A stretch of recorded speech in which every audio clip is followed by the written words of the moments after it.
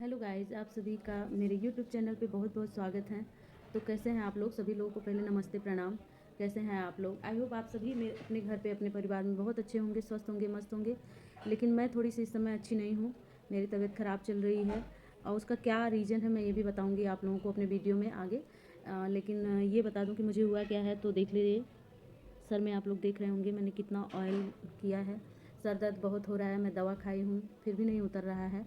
इसका रीज़न ये है कि मैं बहुत ही इमोशनली टाइप की हूँ।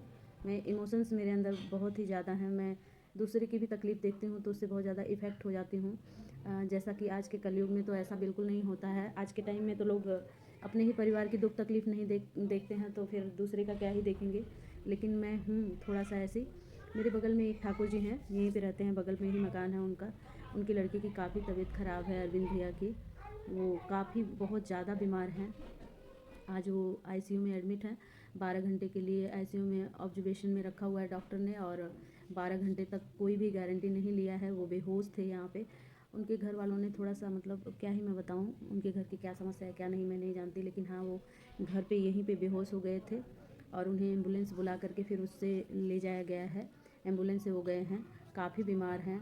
अब महादेव से मैं प्रार्थना कर रही हूँ कि महादेव उनको स्वस्थ करें, क्योंकि उनके पास अभी एक बेटी है एक बेटा है, दोनों में से किसी की शादी तक नहीं हुई है। और उनकी एज होगी 55-56 साल के हैं, इससे ज़्यादा एज भी नहीं है उनकी, क्योंकि अभी वो रिटायर्ड भी नहीं हुए हैं। गवर्नमेंट जॉब है उनकी, तो मतलब है कि वो 60 साल के तो नहीं हैं, इससे कम ही हैं। तो मैं सुबह सुबह की बात है, मैं नहा वहा के पूजा करके अब जैसे ही फ्री हुई हूँ तो मैंने कहा कि रुको देखती हूँ मैं कि क्या है कैसे हैं, बाहर क्या चल रहा है। होता है ना, जैसे ही नाश्ता वास्ता किया तो मैं बाहर गई देखने, गेट खोली तो देख रही हूँ एम्बुलेंस खड़ी है। तो फिर मैं गई, क्योंकि एम्बुलेंस इन दवाओं से इन चीज़ों से मैं बहुत ज़्यादा खुद ही इतना ज़्यादा हम लोग परेशान रहे हैं पापा को लेकर के कि आए दिन मतलब दवा के लिए ले जाना ले आना, उनको एडमिट करना, परेशान। मतलब सोच सकते हैं कि अगर किसी के घर में पेशेंट रह चुका है ना, तो वही सोच सकता है कि जिसके घर में ऐसे हो रहा है तो वो लोग कैसे सफ़र कर रहे होंगे। तो मैं फिर आगे थोड़ा सा बढ़ के गई तो पता चला कि उनको रात से ही होश नहीं आ रहा है, अभी उनको लेके जा रहे हैं लोग। तो हमारे यहाँ लखनऊ में ही क्या कौन सा हॉस्पिटल है, मेट्रो हॉस्पिटल है आई थिंक, उसमें उनको एडमिट किया गया है। पहले प्रॉब्लम ये थी कि उनके लीवर में पानी भर गया था, तो उस पानी को डॉक्टर ने बोला था कि निकालना पड़ेगा। उनका लीवर थोड़ा सा इफ़ेक्ट कर गया है, तो उनके लीवर से 1.5 लीटर पानी निकाला डॉक्टरों ने, और फिर उनको पेट साफ़ करने के लिए दवा दे दिया, और फिर पता नहीं क्यों डिस्चार्ज कर दिया। जिस दिन गए उसी दिन पानी निकाल के उनको घर भी भेज दिया। घर वो आए तो वो पैदल चल के अपने घर में गए हैं, ऐसा भी नहीं है कि वो पैदल नहीं चले, पैदल चल के गए हैं। लेकिन रीज़न ये हुआ कि कल रात से पता नहीं उनको क्या हुआ कि उनको लूज मोशन ज़्यादा होने लगा। पेट में साफ़ करने की जो दवा दी गई थी आई थिंक उसी का ज़्यादा प्रभाव पड़ा है उनकी बॉडी पे। तो फिर वो सुबह से होश में नहीं थे, उनको एम्बुलेंस से ले जाया गया है, मतलब चल के जाने लायक भी नहीं थे, वो बेहोश थे घर पे ही। उनके घर वालों का ये मानना था कि वो सोए हैं, लेकिन नहीं, मैंने उनको देख के ही बोल दिया था मैंने कि नहीं ये बेहोश हैं। होश में रहता है तो बॉडी थोड़ा सा तो रिएक्ट करती ही है, बिल्कुल भी रिएक्ट नहीं कर रही थी। तो उनको एम्बुलेंस से ले जाया गया है, अभी 24 घंटे के लिए उनको ऑब्जर्वेशन में रखा हुआ है इमरजेंसी वार्ड में। आई हो महादेव करें कि वो ठीक हो जाएं, क्योंकि उनकी मम्मी मतलब पापा की भी उनकी डेथ हो चुकी है, मम्मी है। आंटी से मेरा बहुत अच्छा व्यवहार है, बहुत अच्छे से प्यार से बोलती हैं।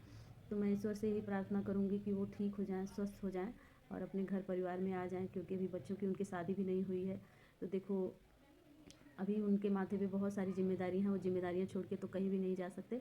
ईश्वर करें कि वो अपने घर परिवार में आएँ और फिर से उनके परिवार में एक खुशी की लहर छा जाए देख के, और हम लोगों को भी अच्छा लगेगा। क्योंकि जब आप कहीं भी रहते हो ना तो आसपास के लोग भी आपके फैमिली जैसे हो जाते हैं, आपका उनके साथ व्यवहार तो एक बातचीत होते होते हो ही जाती है। तो फिर आज ये पूरा दिन बहुत ही पेनफुल रहा पूरी हमारे कॉलोनी की लाइन के लिए। और मैं क्या हूँ कि मैं चीज़ों को बहुत ज़्यादा सीरियस ले लेती हूँ। सो मेरे सर में बहुत दर्द होने लगा है और मुझे दवा भी खानी पड़ जाती है माइग्रेन की। तो फिर दवा है मेरे पास, मैंने दवा भी खाई। अभी तेल लगा के इतना सारा ऑयल मैं लेटी हुई थी कि मैंने सोचा कि आज 2-3 दिन से कुछ भी नहीं भेज पा रही हूँ, उधर भी तबीयत मेरी ख़राब चल रही थी। आज थोड़ी सी ठीक है तो लाओ मैं एक छोटा सा बातचीत का ही ब्लॉग आप लोगों के साथ शेयर कर दूँ। वैसे मुझे जाना है शॉपिंग के लिए, लेकिन कुछ कुछ चीज़ें हैं जो लेनी है मुझे, लेकिन मैं जा नहीं पा रही हूँ इसी तबीयत के चलते। मुझे दवा भी लेनी है क्योंकि मेरे इस दाहिने हाथ में यहाँ पे कोहनी में दर्द होती है। एल्बो टेनिस नाम की बीमारी होती है जो मुझे हो गई है। वैसे मैंने इसका लक्षण जान के ही मैं पहले ही अपने हस्बैंड को बता दी थी कि मुझे एल्बो टेनिस हुआ है। लेकिन मेरे भसुर जो हैं वो भैया मेडिकल अफ़सर हैं होम्योपैथ में, तो मैंने उनको बताया तो उन्होंने भी यही बताया कि हाँ तुमको एल्बो टेनिस हुआ है। उन्होंने दवा लिख के दिया है और पतंजलि की भी मैं एक दवा खाती हूँ, वो भी दवा ले आई हूँ मैं, वो भी खा रही हूँ। तो थोड़ा सा आराम है इससे तो आराम है। मैं सुबह सुबह योगा भी करने लगी हूँ और योगा करके आप लोग देखिएगा कि मुझे जॉय लाइन आती है कि नहीं। Joy line J line I don't know, but यहाँ की जो ऐसे होती है वो होता है कि नहीं। आगे तक आप लोग बने रहेंगे मेरे साथ, तभी तो आप लोग जान पाएंगे कि योगा से मैंने कम कर पाया है कि नहीं। और पीछे मेरे भगवान जी का छोटा सा मंदिर है, तो आप लोग ये मत सोचिएगा कि हमने भगवान को ऊपर टांग दिया है। तो इससे ज़्यादा मैं बात कर भी नहीं पाऊँगी, मेरे सर में बहुत ज़्यादा दर्द है। इतना सारा मेरी बेटी तेल लगाई है, ये देख सकते हैं आप लोग, कि मतलब टपकने ही वाला है। मुझे इतना तेल ही बना दी है। बोल रही है कि मम्मा आपको कुछ नहीं करना है, आराम करो आप। और वो अंदर पढ़ रही हैं क्योंकि उनका एग्ज़ाम आने वाला है। उन लोगों का 1 मार्च से है फाइनल एग्ज़ाम। अभी तो 7th में ही है, लेकिन वो अपनी पढ़ाई को लेके थोड़ा सा पॉजिटिव है और होना भी चाहिए, क्योंकि टाइम ऐसा है कि अगर आप एक्टिव नहीं रहेंगे अपने पढ़ाई के प्रति तो कुछ भी नहीं हो सकता आपका। सो इसलिए वो पढ़ाई करें अंदर, और मैंने सोचा कि मैं थोड़ा सा आप लोगों के साथ बातचीत कर लेती हूँ और अपने ब्लॉग को मैं यहीं एंड करती हूँ। आई होप आप सभी लोगों को मेरा ये ब्लॉग पसंद आया हो, तो लाइक कमेंट और शेयर करिएगा। Bye bye, good night everyone.